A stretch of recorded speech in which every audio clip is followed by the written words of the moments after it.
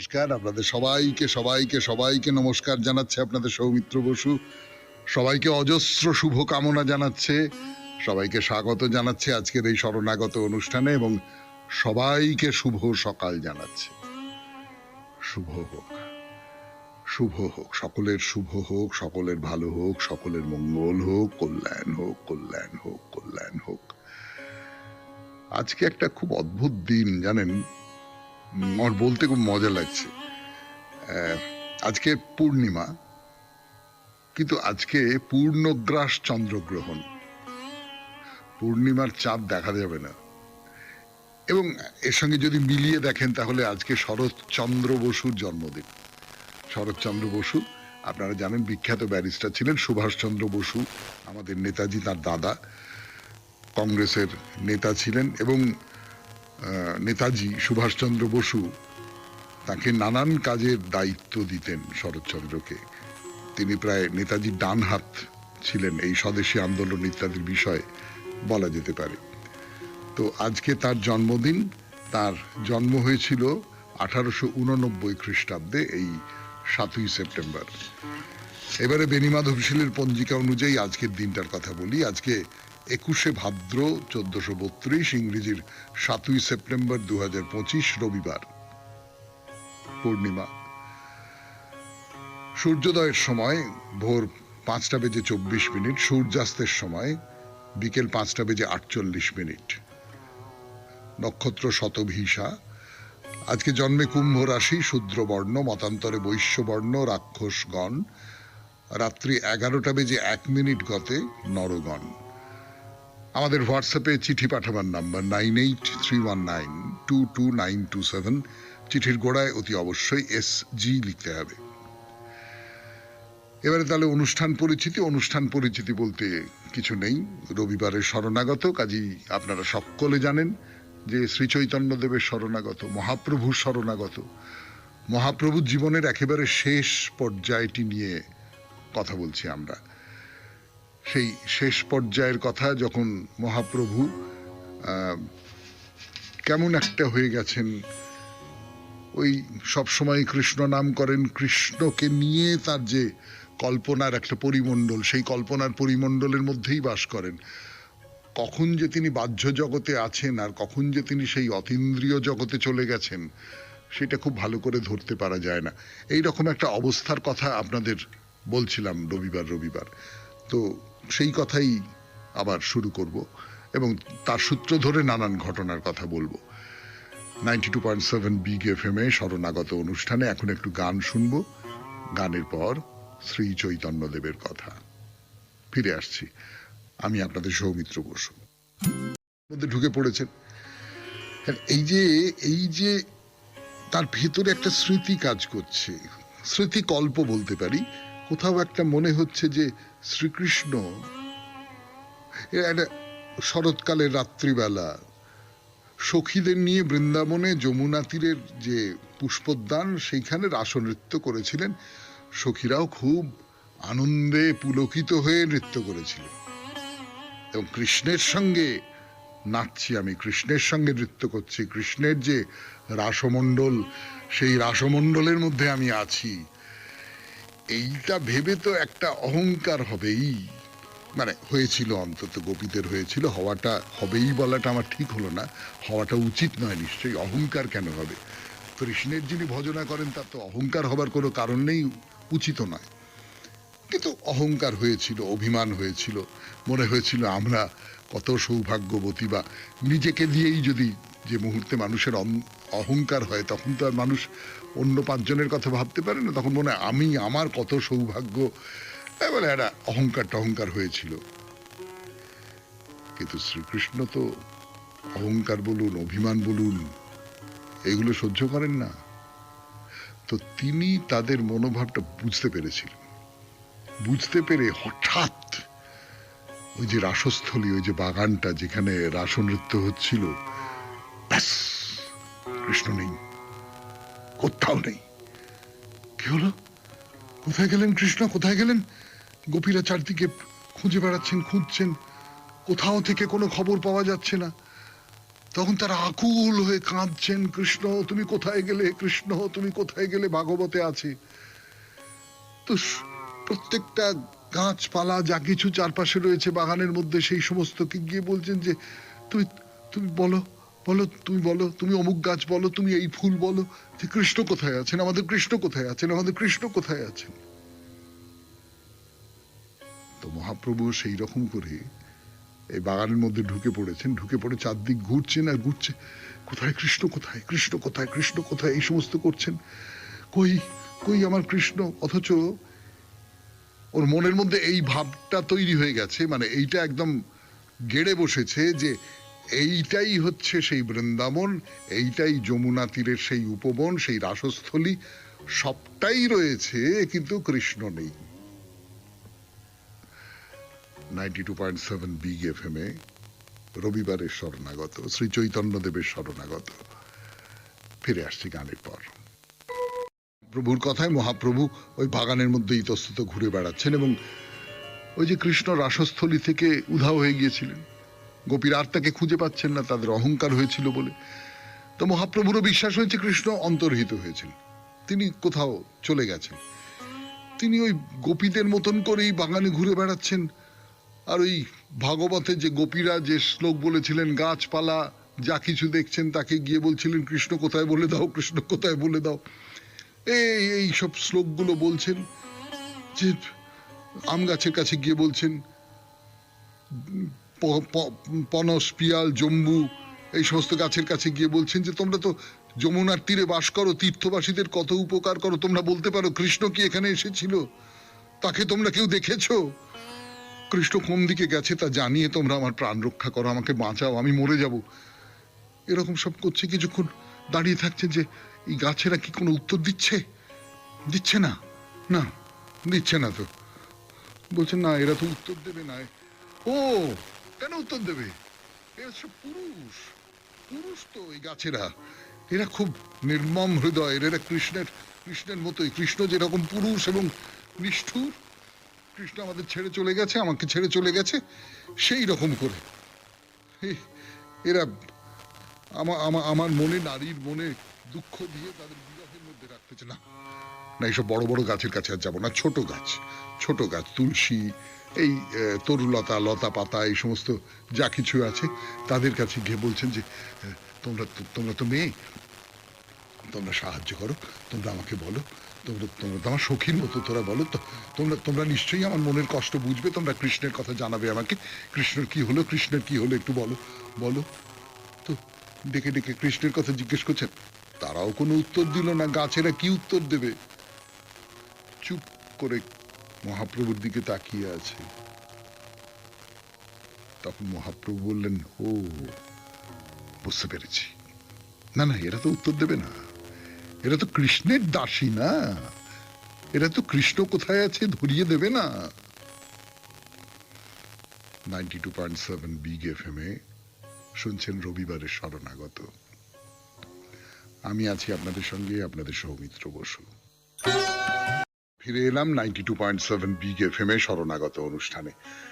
মহাপ্রভু তো বড় গাছেদের কাছে গিয়ে কৃষ্ণ কোথায় আছে জানতে পারলেন না, ছোট গাছেদের কাছে গিয়ে জানতে পারলেন না, কেননা তারা তো কৃষ্ণ দাসী, কৃষ্ণের দাসী, তারা তো কৃষ্ণ কোথায় লুকিয়ে আছে সেটা বলে দেবে না। তখন ওই বাগানের মধ্যে হরিণ চড়ে বেড়াচ্ছে, তো তাদের কাছে গেলেন, গিয়ে বললেন যে আচ্ছা শোনো না, শোনো না, শোনো না, তোমরা তো এখানে ঘুরে বেড়াচ্ছ, তোমরা তো দেখেছো কৃষ্ণ কোথায়, হ্যাঁ, আচ্ছা এই পথ দিয়ে তিনি কি রাধাকে সঙ্গে নিয়ে গেছেন, তারা কি তোমাদের আদর করেছেন, বলো বলো বলো বলো, কৃষ্ণ কোথায় বলে দাও, বলে দাও, কৃষ্ণ কোথায়, কৃষ্ণ কোথায় বলো। হরিণগুলো কি বুঝবে, তার কথা কিছুই বুঝতে পারছে না, তার দিকে তাকিয়ে রয়েছে। তো মহাপ্রভু তাদের বলছেন, আমি আমি আমি রাধার প্রিয় সখী, আমি দূর থেকে ওই রাধা আর কৃষ্ণের অঙ্গ সৌরভ পেয়েছি, তো আমি সেই জন্য এখানে এসেছি, তোমরা আমাকে বলো কোথায় আছেন ওরা, কোথায় আছেন আমাকে বলো। তো হরিণগুলো বলছেন, আর ওই মুখে গায়ে হাত বুলোচ্ছেন তো, আর হরিণগুলো খুব নিশ্চিন্ত মনে পালিয়ে না গিয়ে এই আদরটা উপভোগ করছে। তারা তো আর মহাপ্রভু কি কথা বলছেন সেটা তো আর বুঝতে পারছে না। তো তাদের হরিণের চোখ আপনারা নিশ্চয়ই লক্ষ্য করে দেখেছেন, মনে হয় যেন জলে ভরা আছে, এরকম একটা মনে হয়। তো সেইটা দেখে মহাপ্রভুর মনে হচ্ছে যে খুব কাতর হয়ে তাকিয়ে রয়েছে হরিণগুলো। বলছেন এরাই বা কি করে বলবে, এরাও তো সব বিরোহিনী, কৃষ্ণ তো এদেরও ছেড়ে চলে গেছে, তাই সকলেই চুপ করে গেছে, মুখ হয়ে গেছে। এরকম নানান জায়গায় খোঁজ করবার চেষ্টা করছেন, কৃষ্ণ কোথায়, কৃষ্ণ কোথায়, কৃষ্ণ কোথায়, কিন্তু কোথাও তো জানতে পারলেন না কৃষ্ণ কোথায়। তো একের পর এক শ্লোক আবৃত্তি করছেন, এই দুঃখ বিলাপের কাহিনী, গোপীদের যে দুঃখ বিলাপ, সেই দুঃখ বিলাপের যে সমস্ত শ্লোক, সেই সমস্ত শ্লোক আবৃত্তি করছেন। হঠাৎ হঠাৎ তিনি দেখতে পেলেন, হয়তো দূরে যমুনার ধারে একটা কদম্ব গাছের নিচে মদন মোহন কৃষ্ণ ত্রিভঙ্গ ঠামে দাঁড়িয়ে মৃদু মৃদু হাসছেন। হয়তো গলায় বনমালা, মাথায় শিখিপুচ্ছ, মুখে বাঁশি, সৌন্দর্যের আধার, সমস্ত বিশ্ব সংসারের যে সৌন্দর্য, সেই সমস্তটা যেন তার মধ্যে মূর্তি ধরে দাঁড়িয়েছে। প্রভু দৌড়ে গেছেন ওইদিকে, কৃষ্ণকে ধরবেন বলে দৌড়ে গেছেন ওই কদম্ব গাছের তলায়। যেতে যেতে ওই মাটিতে পড়ে গেছেন, মাটিতে পড়ে গিয়ে মূর্ছিত হয়ে পড়ে আছেন। তার সমস্ত শরীর বেয়ে শ্বেদ গড়িয়ে গড়িয়ে নামছে, গায়ে কাঁটা দিয়ে উঠছে, মূর্ছিত হয়ে পড়েছেন। মানে সমস্ত মানে সাত্ত্বিক যে সমস্ত বিকারের কথা আমরা বলি, সেই সমস্ত সাত্ত্বিক বিকার একেবারে স্পষ্ট হয়ে তার ভেতর দিয়ে প্রকাশিত হচ্ছে। রবিবারের শরণাগত 92.7 বিগ এফএম এ আমি আছি আপনাদের সঙ্গে, আপনাদের সৌমিত্র বসু। আবার গানের পর এলাম 92.7 বিগ এফএম এ শরণাগত অনুষ্ঠান শুনছেন। তো মহাপ্রভু মূর্ছিত হয়ে পড়ে রয়েছেন। তো সেই সময় মহাপ্রভুর কাছে সঙ্গী কেউ ছিলেন না। মহাপ্রভু কোনো একটা ফাঁকে বেরিয়ে এসেছিলেন। আমি আগেই বলেছি আপনাদের যে চারপাশে সঙ্গীরা ঘিরে থাকতেন, রায় রামানন্দ, স্বরূপ, রঘুনাথ, এরা সব ঘিরে থাকতেন, কিন্তু তখন কেউ ছিলেন না। এদিকে স্বরূপ খোঁজ করতে গেছেন মহাপ্রভু, গিয়ে দেখেন কুটিরে নেই। কোথায় গেলেন? কুটিরে নেই। এই কোথায় কোথায়? শোনো শোনো শোনো শোনো শোনো শোনো, মহাপ্রভুকে পাওয়া যাচ্ছে না। আরে উঠে পড়ো উঠে পড়ো, এসো এসো এসো। কোথায় মহাপ্রভু? কোথায় মহাপ্রভু? মহাপ্রভু শুনতে পাচ্ছে। এই চিৎকার করতে করতে এই করতে করতে তারা খুঁজতে খুঁজতে খুঁজতে খুঁজতে দেখলেন যে সমুদ্রের ধারে বেলাভূমিতে মহাপ্রভু অচৈতন্য অবস্থায় বালির ওপর পড়ে আছেন। স্বরূপ তার জ্ঞান ফিরিয়ে আনবার জন্য কত রকমের চেষ্টা করছেন, কিছুতেই কিছু হচ্ছে না, মূর্ছা ভাঙছে না। একেবারে জোর গলায় হরিনাম সংকীর্তন করছেন, কিছু হচ্ছে না। ভাগবতের শ্লোক আবৃত্তি করছেন, কিচ্ছু হয় না। অনেকক্ষণ এরা তো ভয় পেয়ে গেছেন স্বভাবতই, আপনারা বুঝতেই পারেন যে খুবই ভয় পেয়ে গেছেন। তো অনেকক্ষণ পরে মনে হলো যে আস্তে আস্তে আস্তে আস্তে যেন মহাপ্রভুর চেতনা ফিরছে। চলো চলো চলো, আরো জোরে নাম গান করো, আরো জোরে নাম গান করো। আরো জোরে নাম গান করছেন। একটা সময় মনে হলো যে মহাপ্রভুর মনের মধ্যেটা যে কুয়াশায় ঢাকা ছিল, কৃষ্ণরূপ যে কুয়াশায় ঢাকা ছিল, সেইটা সরে যাচ্ছে সরে যাচ্ছে, সরে গিয়ে যেন আস্তে আস্তে আস্তে আস্তে চেতনা ফিরে আসছে। একটা স্বপ্নালু চোখে চারদিকে তাকিয়ে যেন কোনো কিছু খুঁজছেন। তখনও পর্যন্ত খুব স্পষ্ট করে এই মাটির পৃথিবীতে নেমে আসেননি, যেন কিরকম একটা বিহ্বল হয়ে আছেন। চারপাশে অনেক মানুষ, তাদের দেখে বলছেন যে হ্যাঁ হ্যাঁ, কৃষ্ণ কোথায় গেল? কৃষ্ণ কোথায় গেল? আমি যে তাকে দেখেছি, সে কোথায় গেল? কোথায় গেল? কাহা গেলা কৃষ্ণ, এখনই পাইনু দর্শন, তাহার সৌন্দর্য মোর হরিল নেত্র মোহন। সেই সৌন্দর্যময় মদন মোহন রূপ কোথায় গেল? আমি দেখতে পাচ্ছি না, আমার চোখ দুটো কেবল তাকে খুঁজে বেড়াচ্ছে। এইসব বলছেন আর ফুঁপিয়ে ফুঁপিয়ে ফুঁপিয়ে ফুঁপিয়ে কাঁদছেন। শুনছেন রবিবারের শরণাগত 92.7 বিগ এফএম এ। আমি আছি আপনাদের সঙ্গে, আপনাদের সৌমিত্র বসু। গানের পর আবার মহাপ্রভুর কথা কথা শুনতে বসেছেন, তার অর্ধবাহ্য দশার কথা। তিনি যেন কিছুতেই চেতনায় ফিরে আসতে পারছেন না, হয়তো চাইছেনও না। বারবার ওই রাধার যে সমস্ত শ্লোক আছে সেইগুলো বলছেন ভাগবত থেকে, আর নানান রকম ওই রায় রামানন্দ তার গলা জড়িয়ে ধরে কাঁদছেন, উন্মাদের মতন বলছেন সখী, শ্রীকৃষ্ণের রূপ নবীন জল ভরা মেঘের মতো স্নিগ্ধ, সে আমার নয়ন হরণ করে নিয়েছে। আমার নয়ন সেই মেঘরূপী কৃষ্ণরূপ সৌন্দর্য দেখতে না পেয়ে চাতকের মতো পিপাসায় কাতর হয়ে পড়েছে। আমার মরে যাবার মতন দশা। সখী, সখী বলো এখন আমি কি করব? এখন কি করব আমি? কৃষ্ণরূপী জলভরা মেঘের গায়ে পীত বসনের অনুকল্প বিজলি ছটা জড়িয়ে রয়েছে। তার বুকে মুক্তোর হার দুলছে। দেখে মনে হচ্ছে নবীন মেঘের গায়ে যেন হংস বলাকা উড়ে বেড়াচ্ছে। তার মাথায় শিখি পাখা, গলায় বৈজয়ন্তী মালা, মনে হচ্ছে যেন ইন্দ্রধনু।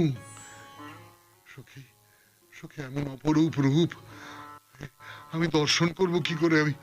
আমি দর্শন করতে পারছি না। আমার মন খুব ব্যাকুল হয়েছে সখী। তার তার যে বাঁশির ধ্বনি সেটা যেন মেঘ গর্জনের মতো শোনা যাচ্ছে। সেই সুর শুনে বৃন্দাবনের ময়ূরেরা আনন্দের নৃত্য করে। সখী, সখী আমি তার কাছে যাব, আমি তাকে দেখবো সখী, আমি তাকে দেখব।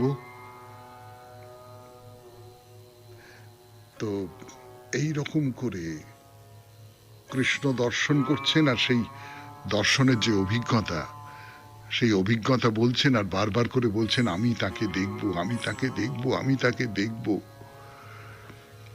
এতক্ষণ ধরে মহাপ্রভু এই কৃষ্ণ দর্শনের সুযোগ থেকে বঞ্চিত হয়েছিলেন। তার ভেতরে ক্ষোভ তৈরি হয়েছে, দুঃখ, বিরহ, অভিমান, এই সমস্ত তৈরি হয়েছে। আস্তে আস্তে আস্তে আস্তে সেগুলো নিভে আসছে। রায় রামানন্দকে সামনে দেখতে পেয়ে তিনি কান্নায় ভেঙে পড়লেন এবং বললেন যে রায়, রায় তুমি আমাকে একটু শ্লোক শোনাও। আমার মনের ভেতরকার এই যে কষ্ট, এই কষ্ট যাতে একটু প্রশমিত হয়, তার জন্য তুমি আমাকে শ্লোক শোনাও রায়। তো রায় শ্লোক শোনাতে লাগলেন। কি শ্লোক বলবার জন্য ফিরে আসছি 92.7 বিগ এফএম এ রবিবারের শরণাগত অনুষ্ঠানে। একটু গান শুনে নি। মহাপ্রভুকে শ্লোক শোনাচ্ছেন। কি শ্লোক? ওই যে সেই কৃষ্ণের সঙ্গে রাস নৃত্যের সময় ভাব অবস্থায় গোপীরা যে গীত গেয়েছিলেন, রায় তার কণ্ঠে, অপূর্ব সুন্দর কণ্ঠ ছিল তার, অপূর্ব সুন্দর গাইতেন তিনি। তার সেই যে সুললিত কণ্ঠ, সেই গান তাকে গেয়ে শোনাচ্ছেন, আর মহাপ্রভু চোখ দুটো বুজে আছেন, তন্ময় হয়ে শুনছেন। আর রায় রামানন্দ সেই রকম গাইতে গাইতে গাইতে গাইতে একেবারে তন্ময় হয়ে গেছেন। যাকে তিনি ভালোবাসেন, তীব্র ভালোবাসা যার প্রতি, সেই কৃষ্ণের কথা বলছেন তিনি, কৃষ্ণের গান গাইছেন। স্বভাবতই তিনিও একেবারে হারিয়ে গেছেন আর কি, যাকে বলে। তা মহাপ্রভু প্রেমের যে উচ্ছলতার আবেগে রাধা ভাবে আবিষ্ট হয়ে পড়লেন এবং ভাগবতের শ্লোক আবৃত্তি করছেন যে কৃষ্ণ, কৃষ্ণের যে অধর, সেই অধরে স্মিত মধুর হাসি, এটা প্ররোচিত করে, গোপীদের প্ররোচিত করে। তারা লজ্জা, কুল, ধর্ম, আত্মীয় পরিজন সবকিছু ত্যাগ করে আত্মহারা হয়ে সেইখানে চলে যায়, সেই অধরের কাছে চলে যায়। সেই অধরের যে ফাঁদ, সেই ফাঁদে গিয়ে পড়ছে। গোপীরা শুধু কৃষ্ণের সেবা করবার জন্য যে সুখ, সেই সেবা সুখের বাসনা নিয়ে ছুটে আসছে, অথচ কৃষ্ণ, দেখো কৃষ্ণ সেই নিষ্ঠুর বন্ধু আমাদের যেন ব্যাধের মতো আচরণ করছে। তারা কাছাকাছি এলে যেন বধ করছে, তাদের দেখা দিচ্ছে না, দূরে সরে যাচ্ছে, তাদের মিলনের পথে বাধা হয়ে দাঁড়াচ্ছে।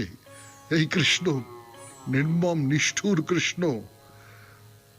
গোপীরা সব কুলবতী, তাদের মন প্রাণ হৃদয় সমস্ত কিছু হরণ করবার জন্য কত রকমের কৌশল নিয়েছে। তার কানে যে মকরকুণ্ডলের দীপ্ত আভা, সেইটা গালের ওপর এসে পড়েছে, সেইটা দেখে কোনো মেয়ে স্থির থাকতে পারে? যখন কৃষ্ণ সেই মধুর হাস্য হাসছে আর প্রেমের চোখে তাদের দিকে তাকাচ্ছে, তখন কোনো মেয়ে নিজের সংসার, নিজের কুলধর্ম, এই সমস্ত কথা মাথায় রাখতে পারে?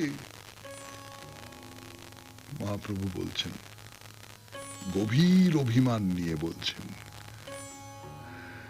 92.7 বিগ এফএম এ শরণাগত অনুষ্ঠানে মহাপ্রভুর কথা। আরো কথা শোনাবো, ফিরে আসছি গানের পর। 92.7 বিগ এফএম এ রবিবারের শরণাগত অনুষ্ঠানে। তো এইরকম করে মহাপ্রভু কৃষ্ণকে দোষারোপ করছেন। বলছেন কৃষ্ণ যখন তার দুই বাহু দিয়ে ওই গোপীদের বক্ষে ধারণ করে একেবারে জড়িয়ে ধরে রাখেন, গোপীদের মনে হয় তাদের যেন কৃষ্ণ সর্প দংশন করেছে, আর তারা সেই সেই যে জ্বালা, বিষের জ্বালা, মদন বিষ, সেই বিষের জ্বালায় অবসন্ন হয়ে পড়েন, প্রায় মৃতপ্রায় হয়ে পড়েন। কিন্তু সেই সেই যে বিষের জ্বালা, সেই বিষের জ্বালার মধ্যেও একটা তীব্র সুখ আছে, একটা তীব্র আনন্দ আছে।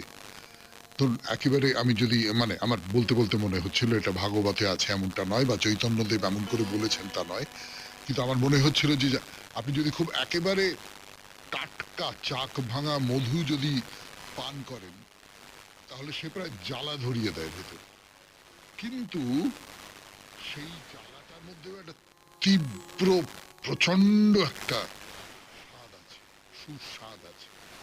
সেই রকমের ব্যাপারগুলো মনে হয়। এরকম করে মহাপ্রভু কৃষ্ণের নামে অনেক মানে আমরা যাকে গালমন্দ বলতে পারি আর কি, সেরকম গালমন্দ করছেন, অনেক অভিযোগ করছেন, কৃষ্ণকে নানান ভাবে দোষারোপ করছেন, সব ঠিক। কিন্তু এই দোষারোপ গুলো এটা আলাদা করে বলে দেবার দরকার করে না যে অনেক সময় দোষারোপের মধ্যে দিয়ে প্রচন্ড ভালোবাসা বেরিয়ে আসে। দোষ দিচ্ছি আমি, কিন্তু সেই দোষ দিচ্ছি ভালোবাসা থেকে, এইরকম একটা ব্যাপার তো হয়।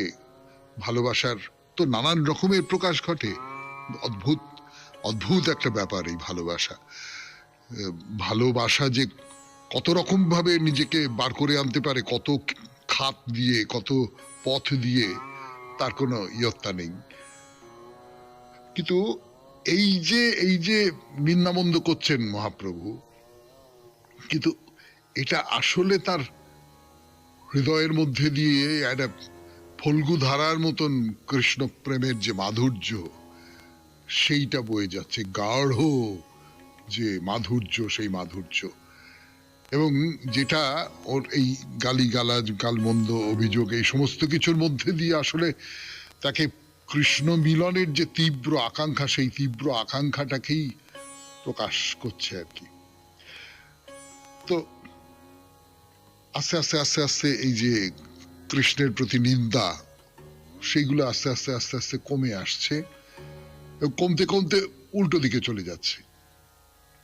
কৃষ্ণকে ভালোবেসে কৃষ্ণের গুণপনা ব্যাখ্যা করা এই দিকে চলে যাচ্ছে, যে কৃষ্ণের হাতের যে তালুটা, যে পায়ের যে একেবারে নিচেটা পদতল, সবটা সুশীতল, ঠান্ডা, শান্ত, অবগাহনের একটা তৃপ্তি পাওয়া যায় তার মধ্যে। সেইটা যদি একবার স্পর্শ করা যায়, তাহলে আস্তে আস্তে আস্তে আস্তে প্রশমিত হয়ে যেতে পারে। এবং গোপীরা সেই যে স্পর্শটা, এবং খেয়াল করে দেখুন এখানে কিন্তু আর কোন রকম কামনার স্পর্শ নয়, হাতের তলাটা অর্থাৎ আশীর্বাদ এবং পায়ের তলাটা, এই যে স্পর্শের যে সুখ, সেই সুখ পাবার জন্য ছুটে আসছেন। শুনছেন রবিবারের শরণাগত, মহাপ্রভুর শরণাগত, 92.7 বিগ এফএম এ। আমি আছি আপনাদের সঙ্গে, আপনাদের সৌমিত্র বসু। আজকের শেষ পর্যায়ে উচ্চারণ করব, তার আগে একটু গান। প্রভু যে কথা বলছি আপনাদের 92.7 বিগ এফএম এ শরণাগত অনুষ্ঠানে, বলতে বলতে বলতে বলতে ক্লান্ত হয়ে পড়েছেন। তার নিজের কথা মনে হচ্ছে, নিজের অদৃষ্টের প্রতি দোষারোপ করছেন তিনি। বলছেন আমি এখন কৃষ্ণকে দেখেছিলাম, কিন্তু হারালাম, তাকে হারালাম। আমি আমার নিজের কপালের দোষে তাকে হারালাম। তিনি তো এইরকমই চঞ্চল, কখনো এক জায়গায় স্থির থাকেন না। একবার শুধু দেখা দিয়ে মন চুরি করে নিয়ে তিনি আবার চলে যান। মহাপ্রভু আর কোনো কথা বলতে পারছেন না, শুধু কাঁদছেন, আছাড়ি পিছাড়ি করছেন যাকে বলে।